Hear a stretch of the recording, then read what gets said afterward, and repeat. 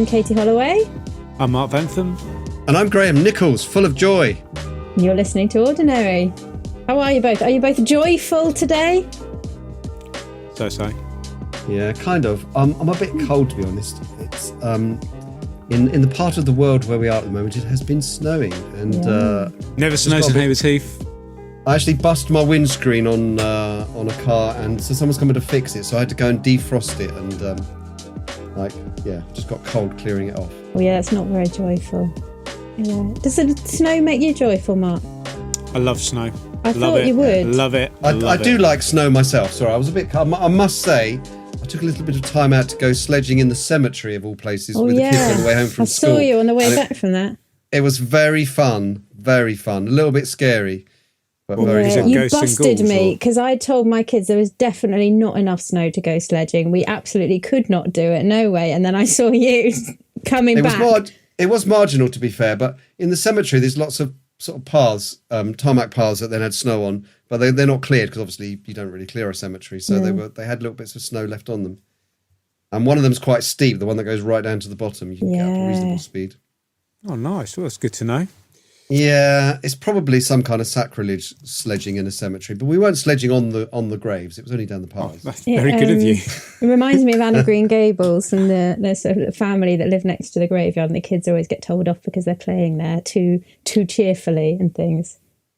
Which just out of interest, inappropriate joy, but well, indeed. We can discuss Anne of Green, did you like Anne of Green Gables on Netflix? Because I felt it became very woke, for want of a better word. Yeah, it's nothing like the books. No, I know. No. Don't get me started on that. I used to have a T-shirt that said the book was better, and I used to wear it a lot, but I don't have it anymore, sadly. That was a fun story for you all. Well, we watched a film of where the crawdads sing or something. Oh, yeah. Was the film good? And we'd read the book, we'd listened to the book on Audible, going on some long journey somewhere. And the book is really good. And a bit like anything, the film just conflates everything. It all happens so quickly. And I'm thinking, if I was just watching the film, I'm not even sure I'd understand what the story is. It was going so fast. Interesting. I enjoyed the book. I did have a bone to pick with it at the end. But maybe that's a future blog post. But watch this space. There we are. Right. We're actually doing last week's this week. We are again. I could have just kept going last week. Hope you all enjoyed that, listeners. Joy today is our topic. What do we mean by joy, Graham? That's a very interesting question. It's a pretty ordinary word in the Bible that's used, so you have to kind of work it out theologically a little bit, in the sense that the word doesn't have some great significance that you could say, well, it does mean this and it doesn't mean this. It is just a general purpose word used for a settled feeling of happiness, might even be mirth, those sort of things. And I think what we mean by Christian joy is some kind of settled decision to be contented, to be happy with the circumstances that we're in, whatever they are, in the light of present benefits and future glory. That would be my simple definition. I might have missed something out of that, but I think that's... Well, thanks for listening, listeners, and we'll see you next week. Yeah, lovely. Do you want to add anything to that definition, Mark? I don't think there's much to add to that, really. So comprehensive. It was comprehensive. Use of biblical language, words, completion. I mean, it's as if Graham, It's as if I prepared, which it's as if he's prepared, really. Quite remarkable. Imagine that. But yeah, Mark, shall I carry on? You look like you want to. I'll do mastermind. I've started self-finished. Is joy different to happiness, or is it the same, do you reckon? Good question. Yes, no. Lovely. I agree with that. I think, I think happiness can sometimes be very, I think in the moment, emotion response to something, it can be a settled position, but it can also be quite superficial at times, happiness. We can put on a happiness to get us through things. But I think when the Bible talks of joy, it's much deeper, which can then, that at times can be expressed in happiness, but I can also have joy in a time of suffering. So I wouldn't necessarily, in that time, express a happiness, as it were. So I think happiness is more the emotional reaction that I'm seeing, the smiling, the kind of joviality, is that the word? To it all. But actually joy is something deeper and more profound. Yeah. So Joviality is a whole new word, Mark. I like that. Yeah, I've not encountered it. Maybe it's not a real word, but I like it. Hey, it's all part of the Mark's wonderful world of language. Wonderful. Join us next week for something else. I was going to make up another word, but I couldn't off the top of my head. Mark, why is joy a particularly Christian attribute? All the questions come to Mark this morning. Yeah. Okay. Well, at the end of the day, I mean, it reflects our God who is joyful. And at the end of the day, we are the ones who have the most to be joyful about because of the good news of Jesus and because of the hope that brings to us, not just in this world, but eternity. So in one sense, true joy can only come through the good news of Christ. It can't come through anything else. It is that settled position which is unique to believers. Now, does that mean, therefore, no one else can have joy? No, because of common grace, because God's goodness to the world, that there is joy still to be had, but not in that deep sense, never robbed, taken away kind of joy. Don't know whether Graham wants to add anything to that. Yeah, I think it's a choice. So I think it's a choice that in a way we can make, even if we're Christians or not. We could choose to be kind of content and settled. But I think a choice that has some substance to it is a uniquely Christian virtue. So, you don't have to necessarily be a Christian to kind of make yourself feel contented with life and feel a degree of happiness in life. But I think to genuinely feel that with substance to it, that I know what my status is now before God, and I know that whatever's happening to me, for one thing, it will end, and for another thing, it's somehow working for my good, like what James says about trials, count it pure joy. So I have a perspective on what's happening to me. Now I can suppress the feeling of, okay, I'm happy now, but actually life's going to end, or I'm happy now, but actually my circumstances are rubbish. I can suppress that. But what you do as a Christian, you don't say, my circumstances are rubbish, but I'll sort of push them out the way and be joyful. Or I'm not sure about the future, but I won't think about it. As a Christian, you can say, I will think about the future, and it's really good. And I will think about my current circumstances, and I understand what's going on. I understand the broken world. I understand gracious God is working through my circumstances. I've got a whole perspective on it, which means my joy has a depth and roots to it that I don't think you can have if you don't have that perspective as a Christian. Does that make sense? I think so. And of course, joy is the fruit of the Spirit. Do you want to touch on that, either of you? It's a fruit of the Spirit. It's in Galatians 5. Lovely. Because I'm super prepared. But it shows that it's a God-given attribute, isn't it? So it's not something that I manufacture. It's something that is given to me by God and His Spirit at work in me, which is why, one can have that surprising sense of joy, even in the midst of real suffering, hardship, and trial, because the Spirit is at work in me, reminding me of my greater hope, reminding me of the bigger picture, but also being my comforter, my advocate, my assurance. So bringing me that joy that is far deeper than just kind of some superficial emotion in the moment.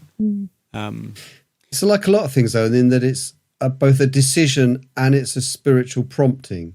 So it's a bit like love, love, joy, peace, patience, and so on as fruits of the Spirit. They're all prompted by the Spirit, and in the end inspired, motivated, driven by the Spirit working in us. But they're also, in our experience, choices we make. We choose to love. We choose patience as well. So it is a choice, and I think that's quite an interesting thing to sort of kick around, the idea that we choose to be joyful, but we don't choose to be joyful in some kind of suppressing way, but in in a really conscious way. But the reason I can choose to be joyful is because I've been given a new heart. Yes. And because Christ has so worked in me. Yeah. And that's what allows me to choose joy in that sense. Yeah. Because I think when you look at the world, what happens is you get people will talk about being joyful, particularly at this time of year, lots of joy. And on one level there is, but often it masks a deep pain. And people, and including ourselves, we get very good at putting a mask on, this sense of, I look joyful, everything looks wonderful, we present as everything is remarkable. But actually, it doesn't take long to begin to see that actually behind the mask can actually be not joy, but bitterness and anger and anxiety and fear and all those kind of, emotions that just kind of draw us down. And yet, behind a believer who is kind of going through a tough time, actually when you push, there becomes this sense of joy because Christ has given and so worked in me, and because Christ is becoming so much bigger to me in my life than my present circumstances, than my present situation, that allows me to have that sense of, there is something much, much bigger, much better than even the trials and the hardships that I'm experiencing right now. Mm.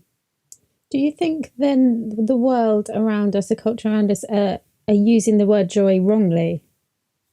So I've got some lovely M&S pajamas that have got joy written across the front of them. Do they mean what we mean by joy? Don't know what they meant when they were manufacturing that. But there is a sense of, trying to manufacture it, which is a bit weird. Yeah. I did have a question, which you might be able to answer, Katie, which is whether you think some people are dispositionally. Did you have that on your list of questions? No. Dispositionally more joyful. I don't know whether you'd count yourself a joyful person by disposition, and whether that means anything, sort of. Yeah, I think I'm quite grumpy by disposition. I couldn't possibly comment. Don't know where we go with that. Next week, that's grumpiness. Really interesting, isn't it? I see it in my children. They are both naturally joyful. Like they are just, and I wonder if that's true of children generally. And maybe we lose that as we become adults. I think there's a bit of that, but I have known some contrary children, some related to me, who continue to be a little bit contrary. So I think there is a disposition that makes certain kinds of joy easier and manifestations of joy easier. It's a bit like, it's to some degree love in certain circumstances. Some people find it easier to love in certain circumstances than others. Yeah. There's contexts in which I find it harder to love than, say, my wife Caroline, and probably contexts in which hopefully I find it easier than her. So, and they're to do with your sort of character. And that will be true of lots of sinful things, isn't it? Yeah. I mean, I think that thing behind you says lost, doesn't it? And not lust. That's no, it does actually say lust. Oh, it does say lust. Okay. Is that really distracting you? It's a CD. It does not belong to me. It belongs to a different family member. It distracted me just now. But the reason I was going to refer to it was, it says it 4 times actually. It does. And I think the point I was going to make connected with that was not to critique your choice of CDs or your husband's, but that some of us are more prone to lust than others. It's just a fact, due to all kinds of factors.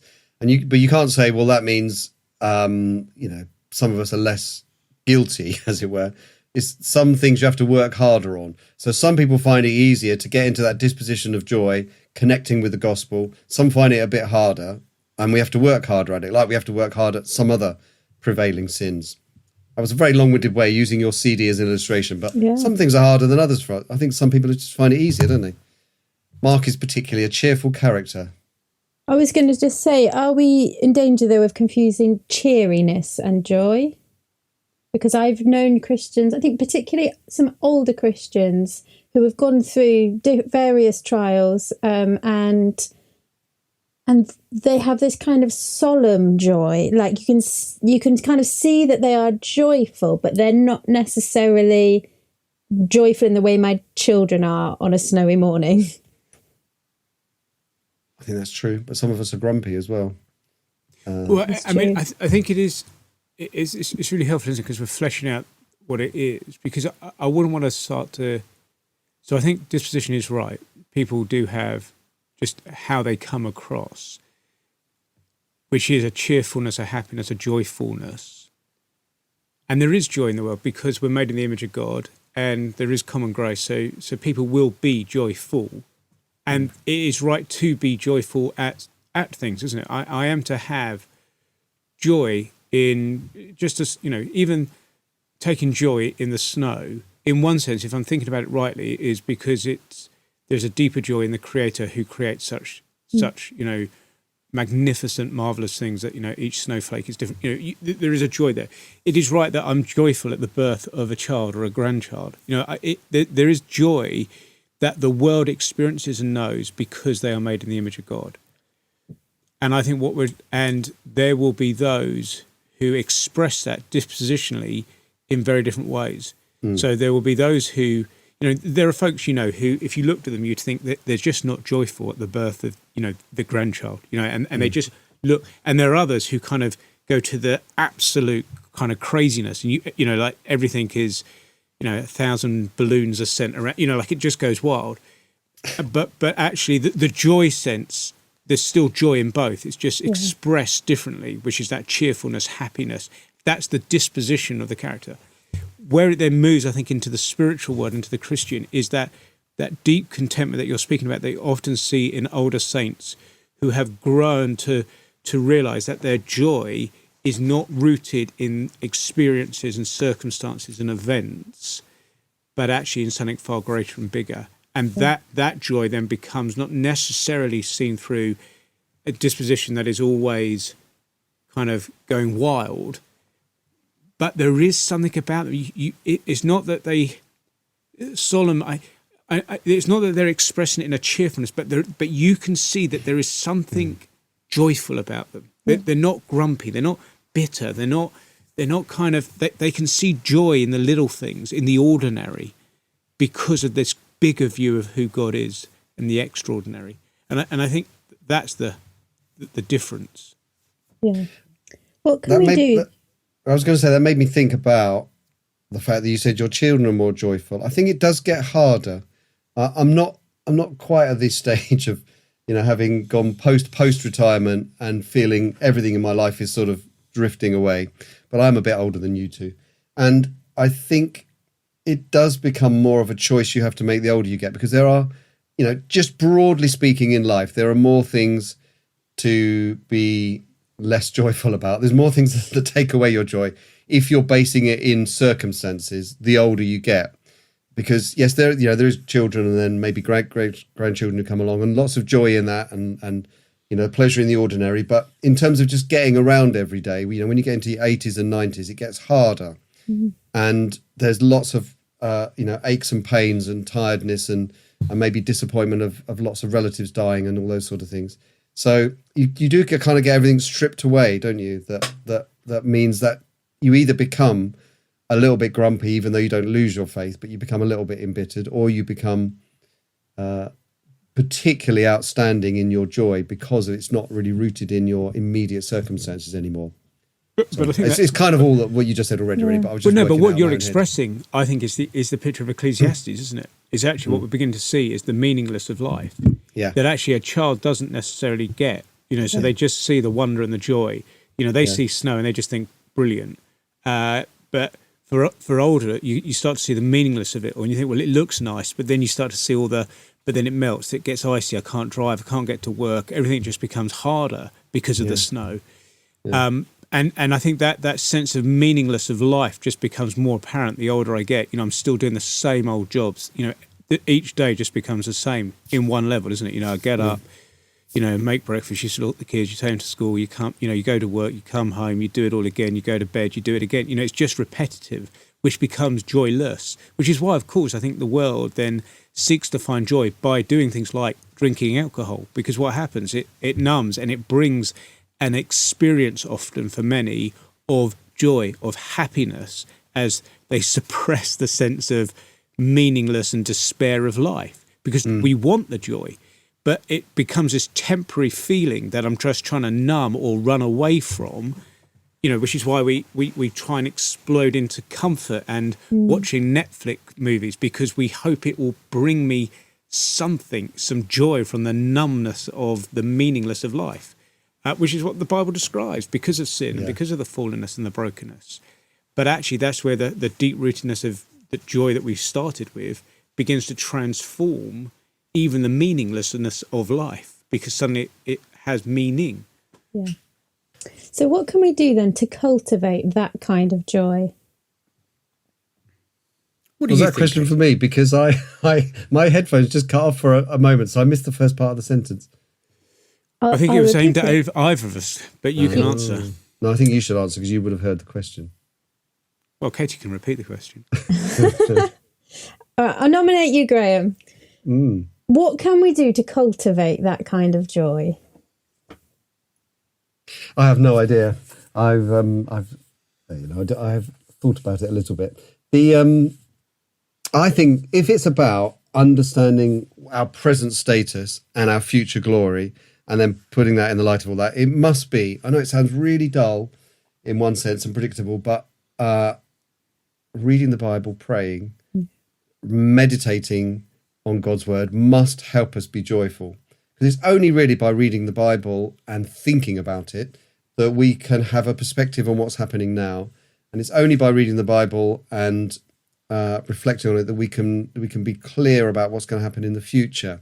And actually, it's only by reading the Bible that we live through other people's experiences, like the psalmists, who can express their joy and express sometimes their pain, as we thought about some other weeks. And we can, we have to live that through. We can't just sort of generate that on our own. It's by reading the Bible, interacting, the Holy Spirit working on the words, and giving us that perspective. So I think that's the way we can cultivate it. I think, though, having said all that, it is still a choice we have to make, in the sense that we do have to think, this is my responsibility as well as my privilege. And sometimes I do have to just give myself a bit of a talking to, like I have to tell myself to love sometimes. Sometimes I have to tell myself, stop being so miserable. It's not just that it's antisocial, it's just anti-Christian. It's almost always self-indulgent in some way, and it's taking me away from God. So I think cultivating it is both that joyful meditation of God's word, but also a resolve. I would add to that. It is of course reading God's word, but I think it's actually that there's a sense of the reason I read God's word is to understand those future, but actually it's so that Christ becomes bigger and bigger. Yeah. Because the bigger Christ is to me and who he is, the more I'm convinced that I am united to Jesus, and in Jesus I have everything, the more I'm convinced that the resurrection is actually reality, and that is my big hope, the more my joy will grow. And the only way I can cultivate that is by reading the Bible and and making that choice to do so, but also to keep saying, no, that is what I believe. I believe that Jesus is who he says he is. I'm united to him. Think of Ephesians 1. If you begin to think about that reality of Ephesians 1, where every single blessing in the universe is ours. I'm adopted into the family of God. I'm chosen. Everything is working towards that purpose of Christ ruling and reigning, and I'm united to him. I have everything I need in him, and Jesus is risen, and I will be risen. If that becomes such the kind of gravitational pull in my life, joy will then flow from that. Because how can I not be joyful when actually whatever circumstance I'm faced with, I'm with Christ, and whatever circumstance and situation, however hard, this is not at all, because I will be resurrected, and I have even something greater to come with him. As soon as I have that, it begins to shape. So the more I'm doing to cultivate that relationship with Christ through reading his word, through making that choice, the greater my joy will be. Yeah, I think that was the game changer for me, actually, when I think I became a Christian, and I thought, lovely, Jesus has died on the cross, paid for my sins. I've got this secure hope in heaven, lovely. But for years, I think, couldn't nail it down to how that affects me now. And it was only when I really started to meditate on my relationship with Christ and how he affects me now, and God's character, and that relationship with him, that really sparked the joy, rather than just, I'm saved, I'm going to heaven, lovely, now I'll get on with my life. That's really helpful. I think I thought of a bonus one while you were talking, which relates to that, all those things, what we said already, but I think singing and meeting with God's people really helps as well, in that it's a means of grace to us. So I think meeting with God's people gives us joy. We see other people who have the same faith, and that makes us happy, I think, to see God working in people's lives. But singing has this amazing sort of effect of it both expresses and it enhances our relationship. So sometimes you sing with sincerity, but often when you've sung a song, you feel better than the beginning. So it's not simply a sort of an output of, this is how I feel about God. It actually makes you feel a bit better, because of the contemplation of the words as you're singing and the interaction. So yeah, meeting with God's people and singing is a joy thing. Can I just a question that I wonder whether you guys, I'm just can imagine people listen to this. There's a different situation, isn't there, when I'm facing hardship, but I can see joy. But what happens about for the person who wrestling with depression, when it's like the black dog is on the back and your emotions can't even quiet, and stuff's going on there, both physically but also internally. How do I find joy in situations like that? Graham, resounding silence. You cannot. It is an impossibility. No, that's not true. Well, as an expert in counselling, Mark, you should better answer your own question. Yeah, Mark, you answer that. But I suppose in general, it's the same for all of us in the sense we can't say, well, I'm depressed, so that's my sort of get out clause. I think, there's all different levels and forms of depression, isn't there? So it may be that because of our depression, we can't necessarily always emotionally catch up with how we're objectively feeling. And so there are times, and people might express it this way, that I know this to be true, I just don't feel it at the moment. And that sometimes can be something we need to overcome, but it also can be sometimes just a season we're going through where we do know it with our mind and will, and we're trying to get our emotions to catch up, but they don't always catch up immediately. So there is that. There's also sometimes medical reasons why the depression is kind of oppressing us. But there are sometimes reasons for the depression which are actually to do with misunderstanding or a misalignment with God's purposes, or how we've computed some things that have happened in our lives that actually need working at to deal with the depression. I'm sure you got better answers than that, though, Mark. I was giving you a moment. Sounded good to me. Sounded good to me. I think it's helpful as well. Yeah, go, Kate. To know that to remember that feeling's not forever. Like we have, and some level of depression, I think, is normal in all people's lives, whether it lasts for a day or a year. Yeah. And to remember that actually those times do pass, and in the meantime to kind of give God the benefit of the doubt. Like, he's good, and you can remind yourself of these things about his character, and even just reminding yourself if you don't feel it, I think is helpful, because feeling's not everything. We're in quite an experiential culture, aren't we? And we can be quick to define ourselves. And I wonder as well if saying I'm depressed is counterproductive as well, in that we feel like we have to act like it because of that's, if we start to use that label, then we feel like we have to act a certain way and live up to that label as well, maybe. Feels like something. Like it's, yeah. I was going to say, it feels like something we might need to talk about at length. Maybe, yeah. On another episode. Yeah. But I think we should remember it's not a thing that you can't break out of. Like, it's not a terminal diagnosis. No, I mean, it may last for a long period. And, the many in the history of the church have wrestled with depression for lengths of time and real bouts, and it's a form of suffering. It's a real affliction. But I think that's really helped. In terms of it won't last forever. Jesus was a person of deep sorrow, and in that sense, he knew that kind of. So I think Christ understands that. I think sometimes as well, those how I am feeling is telling me something as well. We're embodied souls. So when my body is feeling that sense of low, and it may be a chemical imbalance that may need addressing with medicine, but actually it may also just be telling me something, that there is something that I can't quite understand, see or perceive, but my body is telling me that there's something not quite right, there's an alignment that I need to talk through, pray about, work through with others to help me realign in a way. But yeah. Yeah. But I can still keep that joyfulness. Yeah. Yeah. To finish off then, what might be a good first step for a Christian who's listening and they think, actually, I just don't have joy right now, for whatever reason? What might be a good first step for them to start to cultivate that joy? To ask themselves why. Yeah. Why do they think they don't have that joy? What do they perceive in their own heart that's stopping them? What is it they're not believing about what God has said, who God is? What is it they're after more than they want joy? As in, I think it's, as in, sometimes I can say, well, I don't have joy because I don't feel it, but diagnosing our own hearts about why is that the case? What's going on? Am I something else happening here?